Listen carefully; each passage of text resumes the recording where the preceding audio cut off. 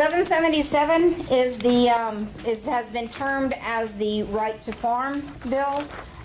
We've seen this probably of all of the bills that are the state questions. This is the ones that we've probably seen the most advertising on. You see billboards and signs and all kinds of stuff.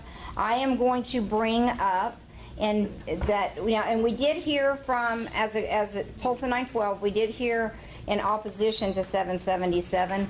We tried to hear the pro to 777, but if you guys will recall, that was when we had that big storm and we were without utilities, so there was no way we could have come into the building to do it. So I'm going to bring up Tom Buchanan. He's going to speak on behalf of 777, and then we're going to ask Cherie Cook if she'll come up and say some stuff in opposition to it. Thank you. Thank you. Thank all of you. I'm Tom Buchanan. I'm the president of Oklahoma Farm Bureau. I'm a farmer rancher from far southwest Oklahoma. I raise beef cattle with my sister and my brother, and I farm irrigated cotton. I'm here on behalf of the Oklahoma Farmers Care Coalition. That's exactly what it says. It's a group of all the farm organizations in the state. So cattle, wheat, cotton, soybeans, you name it, any commodity that's grown that has a commodity organization is in support of this issue. So it's really the family farmers and ranchers of Oklahoma that are saying we need this. We're asking for a yes vote. The opposition is primarily out-of-state opposition. It's activist groups. It truly is. It's the environmentalists and the animal activists that are enforcing their agenda upon other states and animal handling practices and farming practices. So that's our major opposition: Humane Society of the United States, PETA, Sierra Club, those types of issues, people that don't live in Oklahoma. What I want you to do real quickly, though, I hope you have a ballot question in front of you. I'm going to read part of it. You're smart people. You can read the whole thing, but there's certain things we need to talk about. First part talks about that this will guarantee the right to use agriculture technology, livestock procedures, and ranching practices. Fairly straightforward.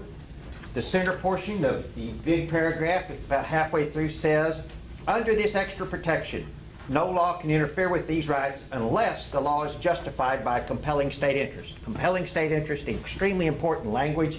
We'll come back and talk to them about that.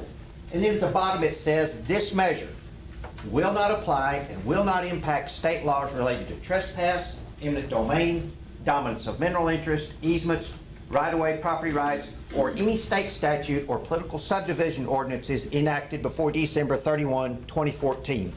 Talks about what it does. It allows me to continue doing what I'm doing, allows my neighbors to continue producing the food and the fiber that you need. It talks about that what it does not do. And basically the really important part of that is that any state law, any local ordinance or zoning that was in effect at the end of 2014 remains in effect. It's grandfathered in, so to speak. So any regulation that is regulating agriculture today in the state of Oklahoma that was in effect 2014 will still stay in effect. We're not asking to be completely turned loose and do whatever. So let's talk a little more then about what we believe, why this needs to happen, and what the opposition is talking about that we believe are half-truths that are being presented to the voting public. First thing is that while it says the right to farm and ranch, and when you amend the Oklahoma Constitution to do this, absolutely agriculture wins. Myself and my neighbors and the people that follow me will be able to operate with confidence and consistency moving forward, that we'll continue to do what we're doing today, which is producing the most abundant, the most highest quality, and the most affordable food supply this nation has ever seen. We're at historic levels. But in reality, because of what I just said, it is truly a consumer choice bill. And that's what is the hardest thing to understand about this, is that does agriculture gain? Yes, it does. But the true winners in this are you, the consumers. There's less than 1.5% of the U.S. population, and there's less than 2% in the state of Oklahoma that are really farmers and ranchers, that are true farmers and ranchers, meaning that's how they make their living. They don't have a job in town also to supplement that. They're 100% farmer and rancher. Less than 2% in the state of Oklahoma. You wouldn't hardly believe that, would you? Think we're rural and we're agrarian, but less than 2% of us. The rest of you are consumers. And what I mentioned is historic fact. If you go to the grocery store, I don't care where you shop. If you shop at Walmart or Whole Foods or a boutique or a discount, the American public has never seen the historic levels of abundance, of quality, of safety, and of affordability. Truly never have, and that's not by luck. That's because of the practices that family farmers and ranchers are using. And those practices, folks, every one of those have been vetted. they've been researched, they've been backed up by the land-grant universities, the Oklahoma States, the Kansas States, the Texas A&Ms, the Purdue's, to be the most effective and efficient way of producing that agriculture product that ends up on your store shelf. So I say consumer choice. What we see occurring in other states are the activist groups coming into those states passing what are feel-good initiatives, meaning they just don't like a practice that is being used. Either it's an animal practice or a crop growing practice. They just don't like it. They don't have any research that says it's bad. There's no scientific data that says it will harm you. But they say we just don't approve of that. So therefore, we're going to go to local, state governments. We're going to pass statutes that restrict and handcuff agriculture. We're going to take practices off the table. We're going to regulate practices, make them harder to do, in effect, make it hard to produce that product. And the ultimate result of that is less food on the shelf, higher cost.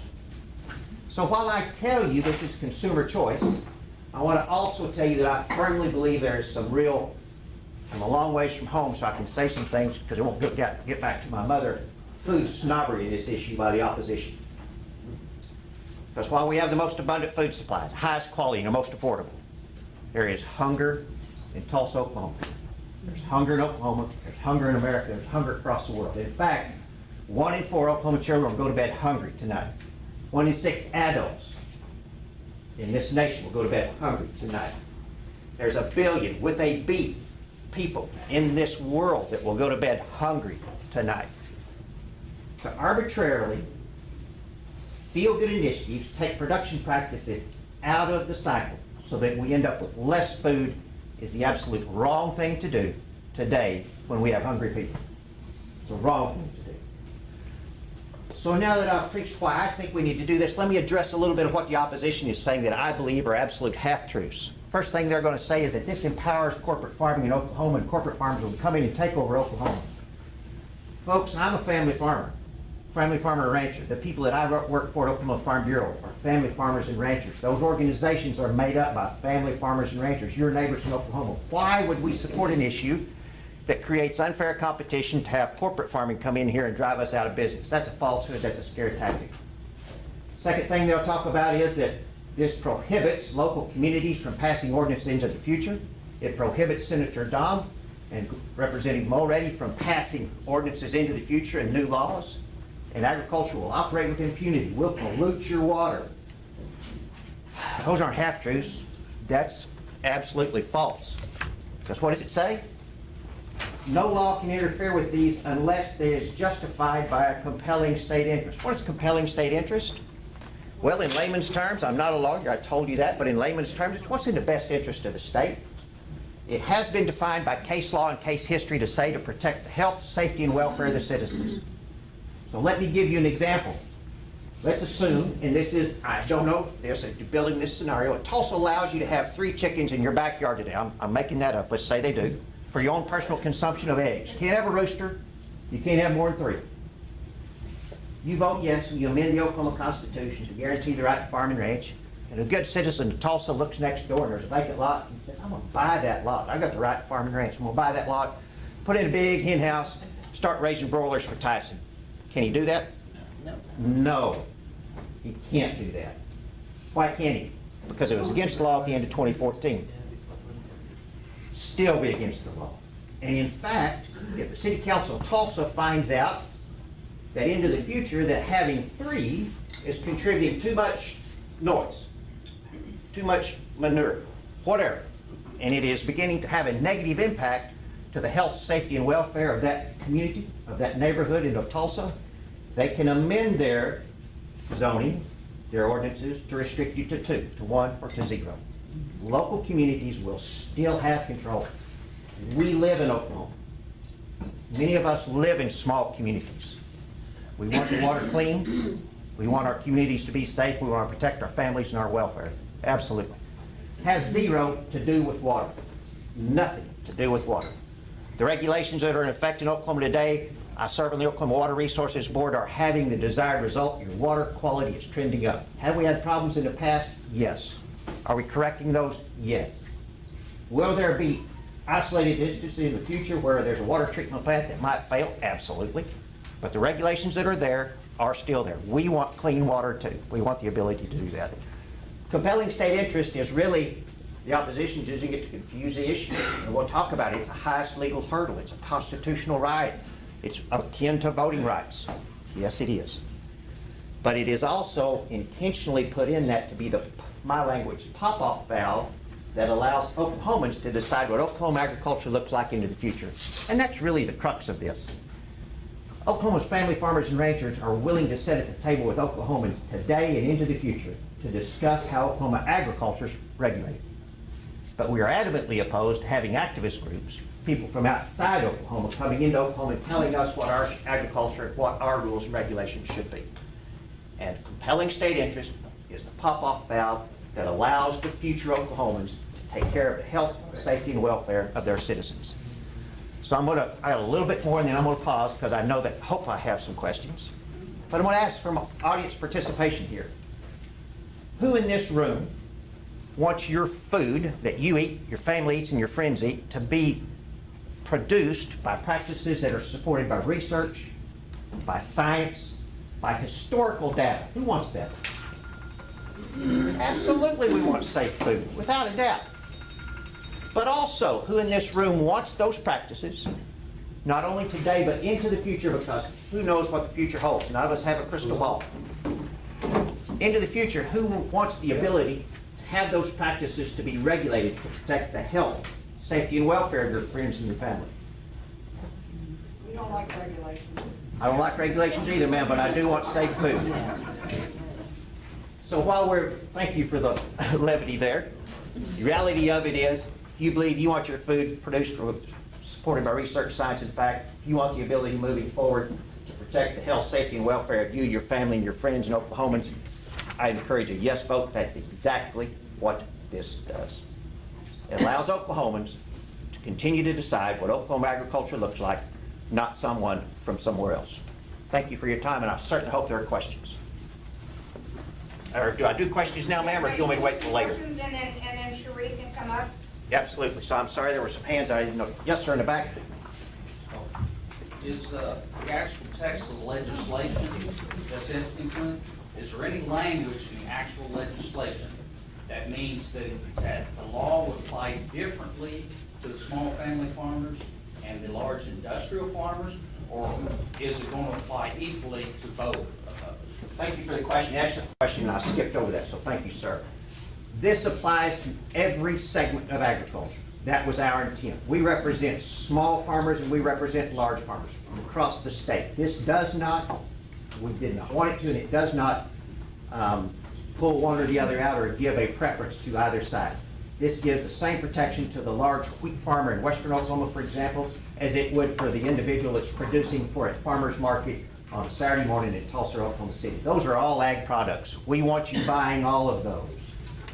Another example of that, sir, is eggs today. What's the cheapest form of protein that a struggling mom or dad can buy for their family? It's eggs.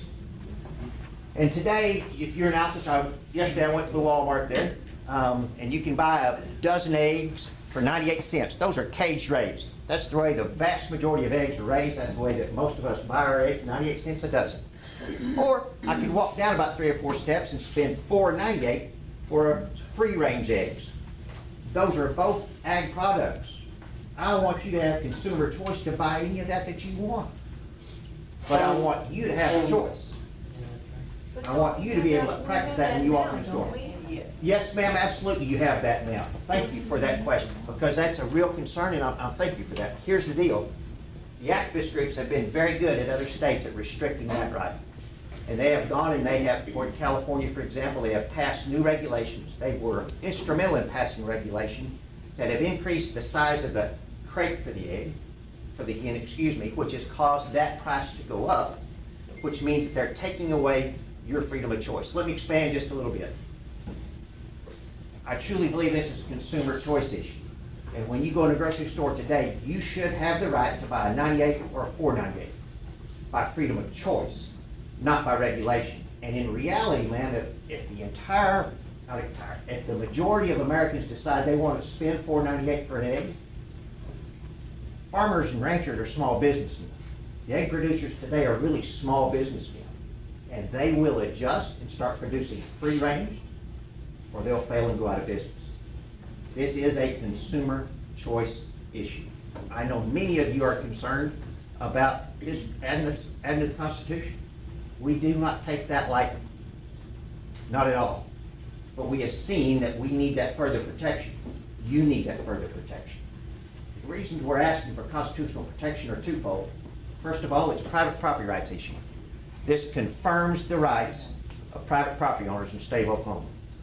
It also enshrines your right as an individual, your freedom of choice. And I'll expand on that with you, as the Oklahoma Constitution was established on private property rights, meaning I should be able to do whatever I want to on my private property as long as I don't harm your ability to do what you want to on your private property.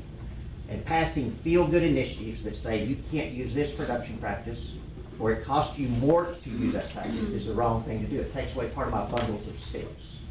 And ultimately, whenever you restrict me from being able to produce the products that we're producing today, it takes your choice away at the grocery store. And your choice is what should drive the markets. When you buy a product, you are in effect voting for that practice.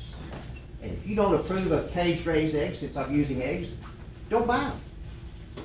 You're still buying ag product, I still like you, but that's how you'll vote for practices. The markets should drive that, not regulation. Yes, sir. Could you give a couple of other examples of intrusiveness that you, I mean, it seems to Absolutely. me that this is a reaction to things that are being imposed on farmers in some parts of the country. Yes, sir. And so I guess what I'd like to ask is if you can give some examples to help us understand the reality. Thank you. I tried to be brief in my first part, so I'm glad you're getting these questions. Thank you, sir. Yes, there's the caged egg issue in California. There's a gestation crate in Florida. In Washington State, in Jackson County, Washington State, there have been absolute bans on production practices for crops there, and I can go on and on and on. Now, you're still saying, and those are reality. They have been passed at state statute level. It's a real occurrence. Now, you're saying, well, that's California, that's Massachusetts, that's not Oklahoma. Folks, for the good folks that are sitting here that are elected, I'm not going to put them on the spot, but every year when legislation is introduced in the state of Oklahoma, 2030 Lincoln, there's proposed legislation that would curl even my hair about what is being asked to be passed. There are laws that are introduced that would prohibit, ban certain crop production practices in the state of Oklahoma where family farmers and ranchers operate.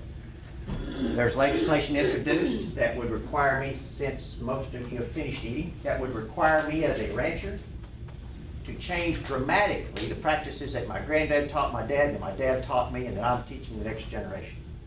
Would require me to anesthetize an animal before I do those practices that we've done for generations that are accepted by veterinarians. That's in Oklahoma. Well, Tom, I haven't read that in the paper. My representatives, my elected people hadn't told me that we got new laws operating.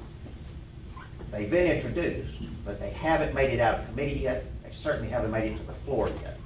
So activist groups are here in Oklahoma and are working, sir. In fact, in Massachusetts today, there's a big push today to do exactly opposite in Massachusetts, what I'm asking you to do here. Yes, ma'am. Well, hang on just a second. Let me just, will you be available for a Yes, little ma'am. bit afterwards? And I'm just trying to move it along. I got because you. We've got a Yep. number of, but this is a great, this is great conversation. And so if he's available, if you guys have questions, then we'll make him available after the. Yes, I'll stay with you. The meeting. Certainly I will. appreciate it. Thank you. And please eat. Please eat. I left home early this morning, I already ate. I understand. All right, Ms. Cherie, you want to come up and say something real quick?